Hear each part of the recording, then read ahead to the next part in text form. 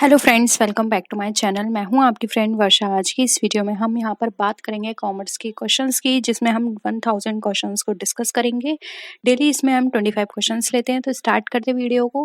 Video आपको पसंद आती है तो लाइक कीजिए, अपने फ्रेंड्स से शेयर कीजिए, और किसी भी तरह की कोई भी क्वेरी लगती है आपको तो ज़रूर बताइएगा। आप हमारे टेलीग्राम ग्रुप को भी ज्वाइन कर सकते हैं और अपनी क्वेरी को वहाँ भी पूछ सकते हैं, और इसका PDF भी आपको वहीं पर मिलेगा। ठीक है, तो आप लोग आ जाइए सब लोग, फिर स्टार्ट करते हैं ये सारे क्वेश्चन। जल्दी से आ जाइए।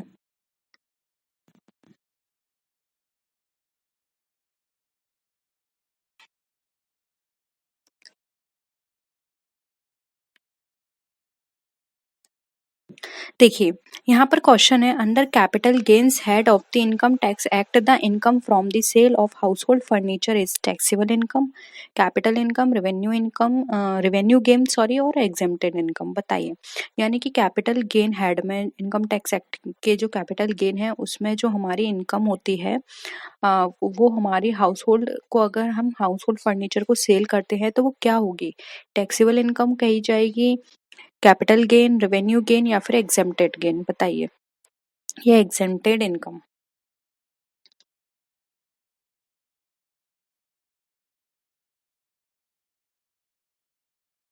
देखिए, अगर हम बात करें इनकम टैक्स एक्ट की, तो अगर उसके अकॉर्डिंग हम कैपिटल गेन के प्रोसीजर को फॉलो करें तो वहाँ पर ये कहा गया है कि अगर हम हाउस होल्ड फर्नीचर को सेल करते हैं तो वो हमारी एग्जेम्प्टेड इनकम का पार्ट होता है। इसलिए यहाँ पे ऑप्शन डी जो है वो एग्जेम्प्टेड इनकम हमारा राइट आंसर हो जाएगा। ठीक है, आई होप सबका आंसर क्लियर था। नेक्स्ट देखिए question, under section 80E of the income tax act 1961, 80E हमारी एजुकेशन से रिलेटेड है, एजुकेशन लोन से। देखिए, respect of payment of interest on the loan taken for higher education shall be allowed up to 10,000, 15, 20 या without any limit. यानी कि 80E के अंदर जब हमारा हम लोन लेते हैं हायर एजुकेशन के लिए, तो उसमें जो इंटरेस्ट है वो हमारी, उसकी लिमिट कितनी है, 10,000 तक हमारे लिए फ्री है, और 15,000 तक, 20,000 तक, या फिर हमारे लिए विदाउट एनी लिमिट। बताइए। कटौती हमारे लिए, यानी कि जिसको हम डिडक्शन बोलते हैं, वो कितनी अलाउ है। आपने इनकम टैक्स में ये पढ़ी होंगी सारे डिडक्शंस। 80 हमारी इंटरेस्ट से रिलेटेड है, loan taken from for higher education. देखिए, राइट आंसर हो जाएगा without any limit, D option यहाँ पे करेक्ट है। नेक्स्ट है, direct supervision over depositories and mutual funds is undertaken by NBFCs, RBI, SEBI, या फिर ऑल ऑफ द अबव। यानी कि डायरेक्ट डिपॉजिटरी और म्यूचुअल फंड पर जो डायरेक्ट सुपरविजन है वो किसके द्वारा किया जाता है, यानी कि नियंत्रण, देख रेख।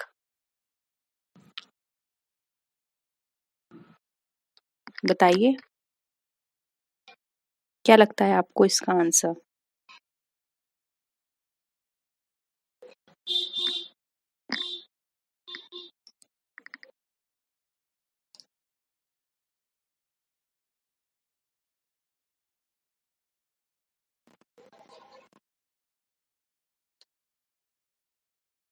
जल्दी से आंसर करिए।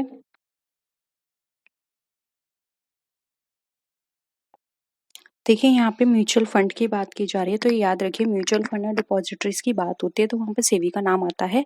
ऑप्शन सी यहाँ पे हमारा क्या हो जाएगा, करेक्ट हो जाएगा। नेक्स्ट क्वेश्चन देखिए, in the call notice money market which of the following participants is allowed of to trade, all banks, primary dealers and mutual funds, all corporates, only commercial banks, या फिर all of the above.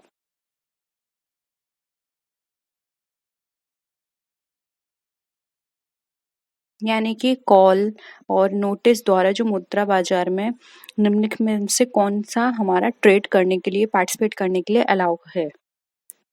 सभी banks कर सकते हैं, primary dealers कर सकते हैं, corporates कर सकते हैं, या केवल कॉमर्शियल बैंक्स कर सकते हैं। बताइए। देखिए, यहाँ पर इसका जो आंसर है वो हो जाएगा यहाँ पे ऑप्शन नंबर हमारा सी, केवल कॉमर्शियल बैंक्स को ये इसकी परमिशन होती है, वो कर सकते हैं, इसलिए ऑप्शन सी यहाँ पे हमारा करेक्ट है। नेक्स्ट क्वेश्चन है the apex consumer court in India is referred to as. अब जो अपेक्स कंज्यूमर कोर्ट है इंडिया में वो कौन है? Consumer education and research centre, the consumer utility and trust society, national consumer disputes redressal commission या फिर नन ऑफ द अबव। क्या होगा इसका आंसर?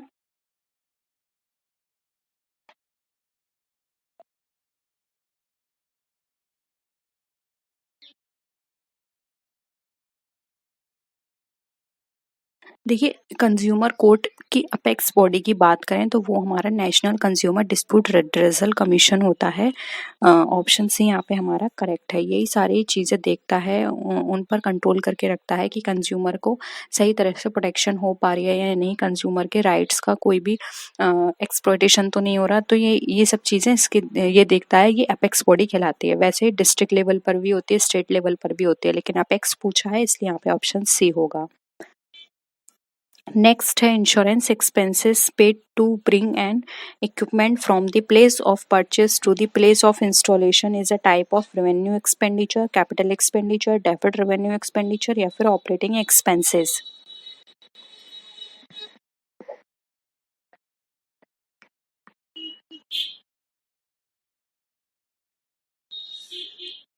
बताइए क्या होगा आंसर?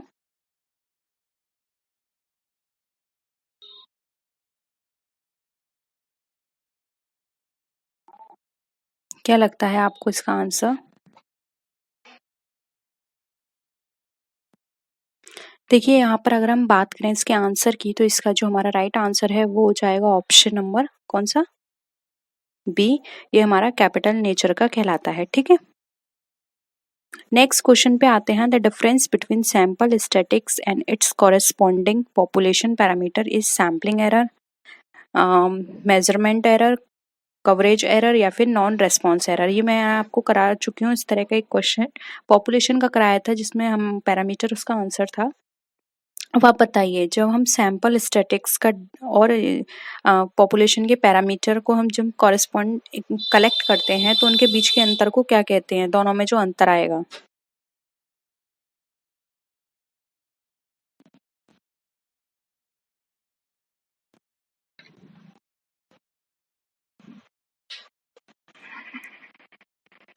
देखिए, राइट आंसर हो जाएगा ए, सैम्पलिंग एरर। बिल्कुल सही है, क्योंकि देखिए यहाँ पर हम सैंपल स्टैटिक्स की बात कर रहे हैं तो ये अ, एक स्मॉल लेवल पे बात की जा रही है और पॉपुलेशन पैरामीटर एक लार्ज लेवल पे होता है। तो दोनों में क्या है? सैंपल एरर है, क्योंकि इसका सैंपल बहुत कम होगा और इसका सैंपल ओवरऑल बहुत ज़्यादा होगा हमारे पॉपुलेशन का, इसलिए सैम्पलिंग एरर ये कह अंतर जो होगा सैम्पलिंग एरर कहलाएगा। ऑप्शन ए हमारा करेक्ट है।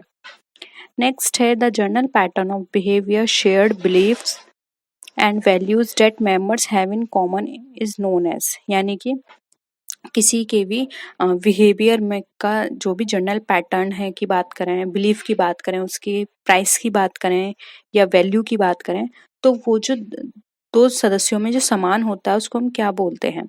Organisational climate, organisational culture, organisational effectiveness या फिर ऑर्गेनाइजेशनल मैट्रिक्स।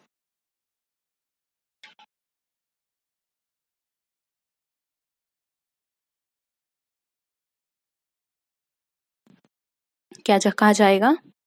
यस, ये कहा जाएगा हमारा ऑर्गेनाइजेशनल कल्चर। ठीक है, नेक्स्ट है which of the following is not a principle of management according to Henri Fayol. अब इसमें से कौन सा आपको लगता है कि हेनरी फ्यूल के जो 14 प्रिंसिपल्स हैं उसमें ये कवर नहीं होता है? बताइए, आपने 14 प्रिंसिपल्स पढ़े होंगे हेनरी फ्यूल के।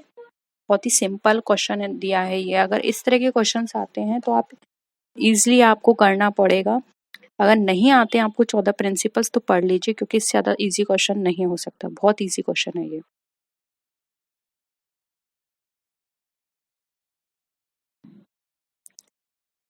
क्या होगा? देखिए, यूनिटी ऑफ मेजर किसी भी तरह का कोई प्रिंसिपल नहीं है हेनरी फ्यूल का, जबकि ये यूनिटी की बात करते हैं, unity of direction, esprit de corps की बात करते हैं, सबऑर्डिनेशन की बात करते हैं, subordination of individual interest over the organisational interest. ठीक है, लेकिन इन्होंने यूनिटी ऑफ मैनेजर की बात नहीं कही है, ये इनके 14 प्रिंसिपल्स नहीं है। ठीक है, तो ऑप्शन यहाँ पे सी हो जाएगा। ठीक है,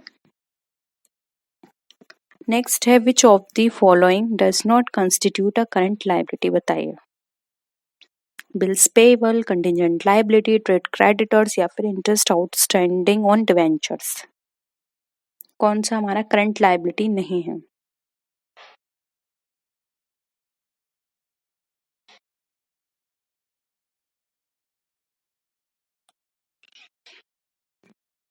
देखिए ये आपने पढ़ा है करंट लायबिलिटी में, ये पढ़ा है, ये पढ़ा है, तो ये 3 कट गए, क्या बचा बी। तो ये हमारा पार्ट नहीं है क्योंकि ये कंटिजेंट लायबिलिटी जो है वो एक तरह से लायबिलिटी नहीं होती है, ठीक है। तो ये एक तरह से हम ये बोल के चल सकते हैं कि हो सकती है, यानी कि संभावना है सिर्फ। अब हम बिल्कुल श्योर नहीं है कि लायबिलिटी बनेगी या नहीं, तो इसको हम एज अ नोट की तरह बैलेंस शीट के अंदर शो कर देते हैं, ठीक है। तो ऑप्शन बी यहाँ पे हमारा करेक्ट हो जाएगा। नेक्स्ट क्वेश्चन पे आते हैं, which of the following is not a function of accounting. Option है keeping systematic records, option B है protecting properties of business, option C है maximising the result and option D है meeting legal requirements. बताइए।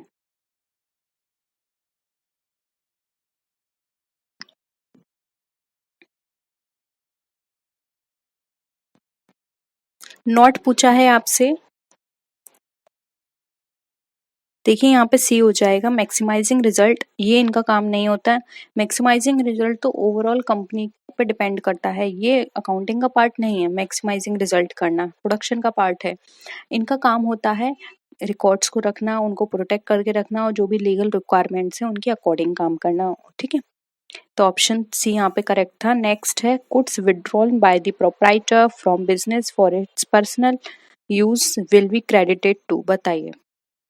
Sales account, purchase account, suppliers account या फिर stock account.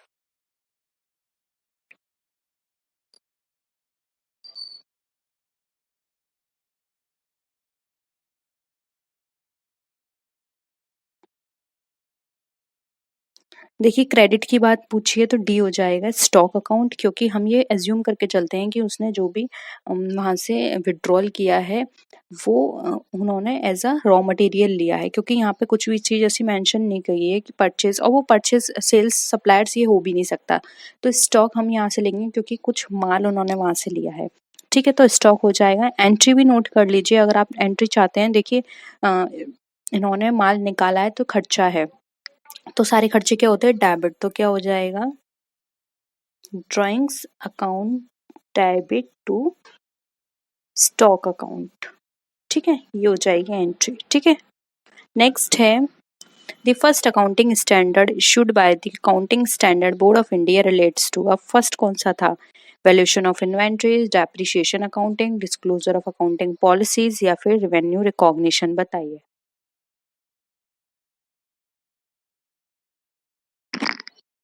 First की बात की गई है यहाँ पर,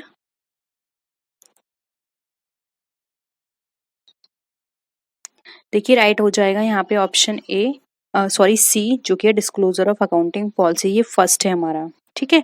और इन्वेंट्री, डेप्रिसिएशन, रेवेन्यू रिकॉग्निशन आप बताइए। रेवेन्यू रिकॉग्निशन हमारा 9 है, इन्वेंट्री हमारा 2 है, डेप्रिसिएशन बताइए आप, ठीक है।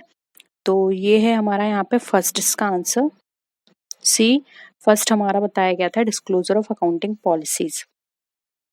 नेक्स्ट क्वेश्चन देखिए, accounting in modern age is regarded as the art of recording, classifying and summarising the business transactions in monetary units. Second हमारा the language of business. Third है the source of business information and D है हमारा all of the above. अगर हम modern age में बात करें तो अकाउंटिंग हमें क्या बताता है या उसका मीनिंग क्या निकाल सकते हैं हम?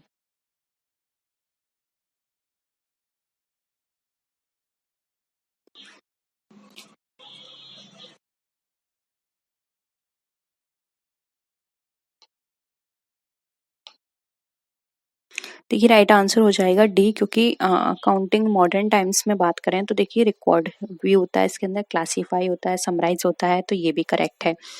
ये एक लैंग्वेज ऑफ बिजनेस भी कहलाता है, तो ये भी हमारा सही कहलाएगा।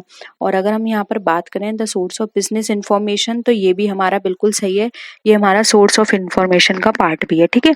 तो यहाँ पर क्या हो जाएगा हमारा ऑप्शन डी, ये बिल्कुल सही है, क्योंकि इन सभी के अंदर हमारा जो अकाउंटिंग है उनका मीनिंग कवर होता है और इस हिसाब से हम ये कह सकते हैं कि जो हमारा अकाउंटिंग है ये first point, second point and third point तीनों को कवर करता है, इसलिए ऑल ऑफ द अबव हमारा बिल्कुल यहाँ पे राइट आंसर हो जाएगा। ठीक है, तो यहाँ पर आपको ये वाला क्वेश्चन समझ में आ गया होगा। नेक्स्ट क्वेश्चन पे आते हैं। देखिए यहाँ पर नेक्स्ट क्वेश्चन हमारा दे रखा है, नेक्स्ट है हमारा सीक्रेट रिजर्व्स में रिजल्ट इन। अब जो सीक्रेट रिजर्व्स हैं वो हमें क्या बताते हैं? Premium on issue of shares, profit prior to incorporation, dividend equalisation reserve, या फोर्थ है हमारा reserve created of profit on the sale of fixed.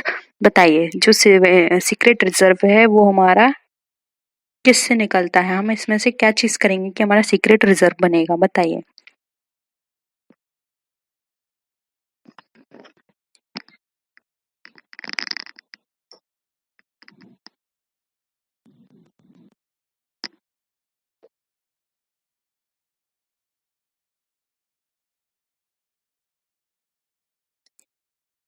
देखिए यहाँ पे सी हमारा राइट आंसर हो जाए डिविडेंड इक्वलाइजेशन रिजर्व।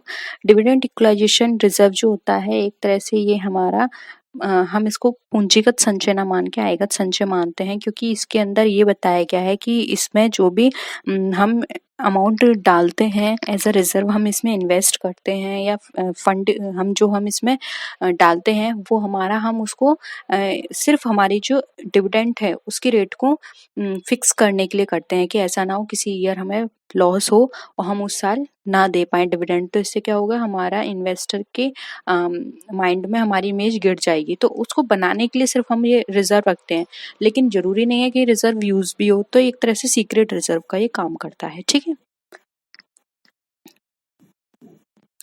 नेक्स्ट है यहाँ पे net worth of a business means. अब नेट वर्थ आपको बताना है, इक्विटी कैपिटल होता है, टोटल असेट्स होता है, fix assets minus current assets होता है, या फिर total assets minus total external liabilities होता है। बताइए, नेट वर्थ की बात की जा रही है।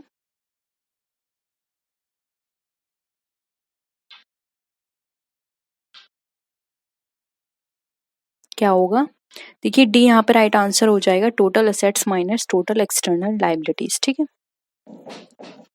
नेक्स्ट है according rules procedure and method should be observed alike and should not be changed from year two year, this is called accounting conventions of. बताइए, यानी कि अगर हम रूल्स प्रोसीजर मेथड चेंज नहीं करते हैं सालों साल, तो ये हमारा क्या कौन सा कन्वेंशन कहलाता है? कंसिस्टेंसी, फुल डिस्क्लोजर, कंजर्वेशन, या फिर क्विन कंसर्न। बहुत ही सिंपल है, आप सब आंसर कर सकते हैं इसका।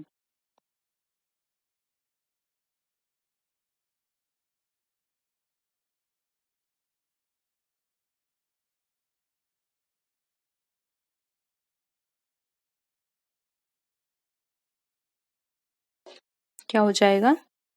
देखिए ये कहलाता है हमारा कंसिस्टेंसी। ठीक है, तो ऑप्शन ए यहाँ पे हमारा राइट आंसर है। कंसिस्टेंसी का मतलब होता है अगर हमने कोई प्रोसीजर मेथड फॉलो किया है तो हम उसमें कंसिस्टेंसी बना के रखें, यानी कि हम दूसरे साल भी वही मेथड प्रोसीजर फॉलो करें, तभी हम आपस में एनालाइज कर पाएंगे कि इस साल का हमारे प्रॉफिट्स और सारी हमारी जो रिसोर्सेज थे हमने हमने उसका किस तरह से यूटिलाइजेशन किया, जिससे कि आगे हम वो सब गलतियां ना करें। अगर हम हर बार प्रोसीजर फॉलो करेंगे तो वो वहां पर उनका कंपैरिजन करना बेकार है। ठीक है, नेक्स्ट है the need for showing contingent liability in the balance sheet arises out of the convention of. बताइए, यानी कि जो हमारी जो बैलेंस शीट है वो सॉरी हाँ बैलेंस शीट है उसमें अगर कोई भी हम कंटिजेंट लायबिलिटी शो करते हैं तो ये हमारा क्या दिखाता है? कंसिस्टेंसी, मटेरियलिटी, डिस्क्लोजर, या फिर कंजर्वेटिज्म। बहुत ही सिंपल है ये भी।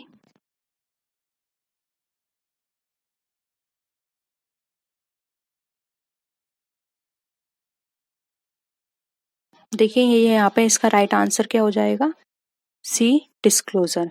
ये हमारे डिस्क्लोजर को शो करता है, यानी कि जो भी चीजें हैं वो यहाँ पर हमने क्या करी है, अच्छे से डिस्क्लोज करी है। ठीक है, नेक्स्ट है the entity concept of accounting is applicable to. अब जो एंटिटी कॉन्सेप्ट है वो हमारा क्या यहाँ पर बताता है? ठीक है, वो हमें यहाँ पर बताना है।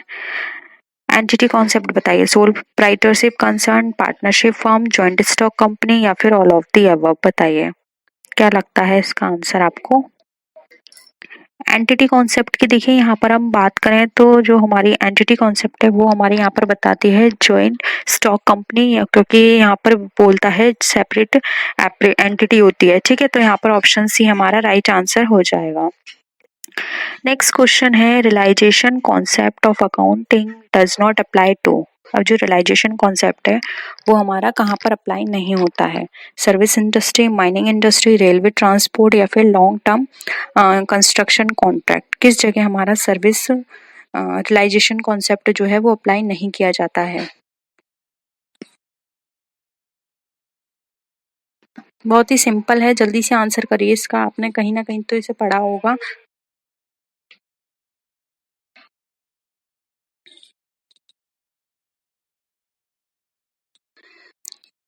देखिए जो रियलाइजेशन प्रिंसिपल ऑफ अकाउंटिंग है ये हमारा कहाँ पे फॉलो नहीं होता, ये हमारा लॉन्ग टर्म जो कंस्ट्रक्शन कॉन्ट्रैक्ट्स होते हैं वो यहाँ पर फॉलो नहीं किया जाता है, इसलिए यहाँ पे ऑप्शन डी जो है वो हमारा राइट आंसर हो जाएगा।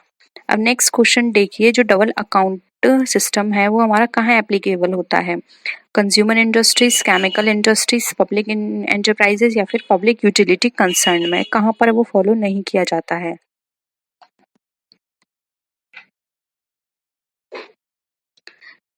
डबल अकाउंटिंग सिस्टम की बात की जा रही है यहाँ पर, तो अच्छे से आंसर करिएगा। ये जो है हमारा पब्लिक यूटिलिटी कंसर्न पे फॉलो नहीं होता है, ठीक है। तो ऑप्शन डी यहाँ पे हमारा राइट आंसर हो जाएगा, क्योंकि इसमें हमारा जो आम जनता होती है उसके यहाँ पे इन्वेस्ट होता है फंड, तो ये देखने के लिए कि उनका जो फंड है वो यहाँ पे इन्वेस्ट हुआ है, उसका कोई भी मिसयूज ना हो, ये सब का पता लगाने के लिए हम लोग पब्लिक यूटिलिटी कंसर्न में डबल अकाउंट सिस्टम फॉलो करते हैं, ठीक है। यानी कि यहाँ पर सेफ्टी के पर्पज से ये यूज किया जाता है। नेक्स्ट है which of the following is a personal account? Investment, commission, outstanding salary या फिर शेयर प्रीमियम, क्या लगता है आपको इसका आंसर? कौन सा इसमें पर्सनल अकाउंट है, ठीक है।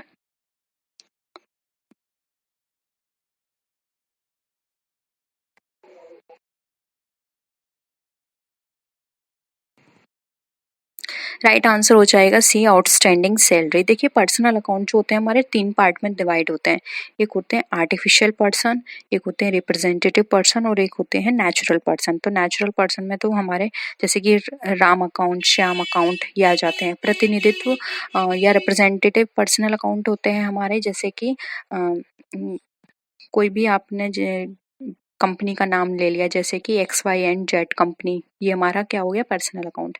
और जो आर्टिफिशियल पर्सनल अकाउंट में हमारे ये आते हैं आउटस्टैंडिंग सैलरी अकाउंट, ठीक है। तो ऑप्शन सी क्या होते हैं, ये किसी पर्सन से रिलेटेड है सैलरी, इसलिए ये आर्टिफिशियल पर्सन है, इसलिए आउटस्टैंडिंग सैलरी हमारा पर्सनल अकाउंट के अंदर कंसिडर किया जाता है। नेक्स्ट है in case of a company, total assets minus outside liabilities is called net working, gross working capital, deferred liability या फिर net worth। अभी आपने ये किया है, मैंने चेंज करके इसलिए क्वेश्चन दिया है, वहां पर अगर आपको कॉन्सेप्ट क्लियर हुआ होगा, समझ में आया होगा, तो अभी तक आपको याद होगा और आप इसका आंसर सही कर पाएंगे। जल्दी से बताइए क्या हो जाएगा? यस, ऑप्शन डी यहाँ पे हमारा सही है, नेटवर्क, ठीक है। नेक्स्ट क्वेश्चन पे आते हैं, direct confirmation procedure can be applied to debtors only, creditors only, debtors and creditors both, या फिर none of the above, क्या लगता है आपको? डायरेक्ट कंफर्मेशन प्रोसीजर जो है वो हमारा कहाँ पे अप्लाई किया जाता है?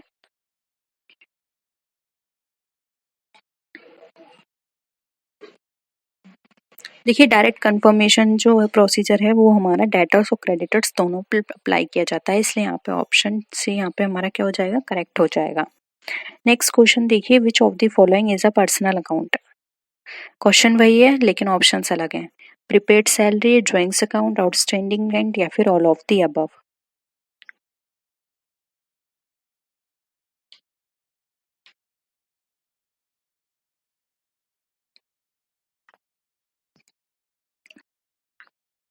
बहुत इजीली आंसर कर सकते हैं। देखिए ऑप्शन डी यहाँ पे करेक्ट होगा, ऑल ऑफ दी अबव। क्यों? क्योंकि प्रीपेड सैलरी भी पर्सन से रिलेटेड है, ड्राइंग भी किसी पर्सन से रिलेटेड है एंड आउटस्टैंडिंग रेंट भी, ये तीनों एक पर्सन की बारे में बता रहे हैं, यानी कि ये किस में आएंगे, आर्टिफिशियल पर्सन में, इसलिए ऑप्शन डी यहाँ पे ऑल ऑफ द अबव हमारा राइट आंसर हो जाएगा। ठीक, तो यही थे क्वेश्चंस। आपको सारे क्वेश्चंस क्लियर हैं? कोई भी डाउट हो तो बता दीजिएगा। नेक्स्ट वीडियो में मिलते हैं, तब तक के लिए टेक केयर, बाय बाय।